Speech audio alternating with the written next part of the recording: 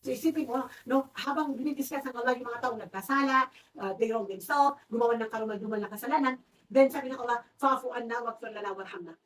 Itong tatlong ito, sabi ng isang nagtaksir ng aya na ito, dahil ang mga taong ito ay unang-una, mahilig silang, mayroon silang bukas puso. Ibig sabihin, they have golden heart, mahilig silang mamigay. Right? May mga tao hindi nagsasala, promise, pero nakakabait.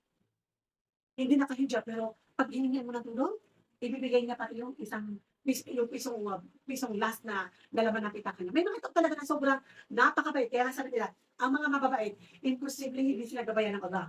Ang mga taong mapagbigay, the one who love to share and give, imposible na hindi sila gabayan ng Allah sa Islam, right? Kaya nga, kita mo kapag mag-aasawa, dapat ang titingnan mo, hindi lang din, hindi lang nakahijab, o alima, hindi lang ustad, o umutakin, kailangan may mabuti pag-ugali. Kasi iba yung sparks na mabait. At ang pinakamabait na pinag-usapan natin dito ay may big heart sharing, giving, help. Di ba? Mahilig magproteksyon, mahilig tumulong kahit na hindi naman kailangan tumulong. So, kasama na dito mga tapalakan yung pagmamahal natin sa orphan, pagmamahal natin sa mga mahihirap, dahil hindi lahat ng tao ay nagmamahal ng orphan at mas lalo hindi lahat ng tao nagmamahal sa mga mahihirap. Minsan kahit na kapatid, dahil mahirap ka sa daga, parang hindi kapatid. Minsan buo, dahil mahirap ka sa daga, parang hindi magkasin.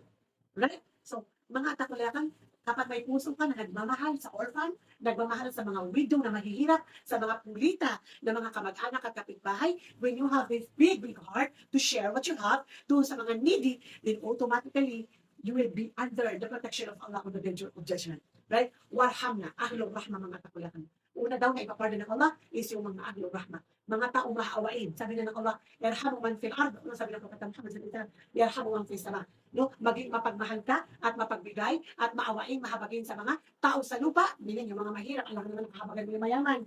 Right? Yung mga mahihirap at mga needy at mga orphan, yarhamu man fil sama. Then automatically yung nasa langit, yung Allah subhanahu wa ta'ala, ay bibigyan ka ng mercy, ng rahma, ng rahim, ng Allah subhanahu wa ta'ala.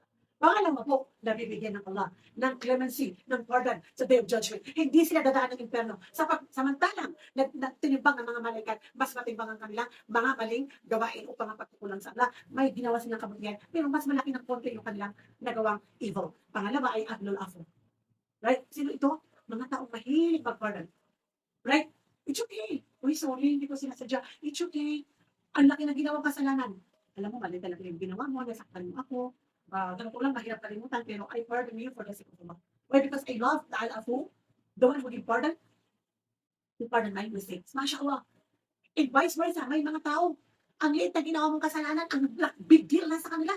Hindi ka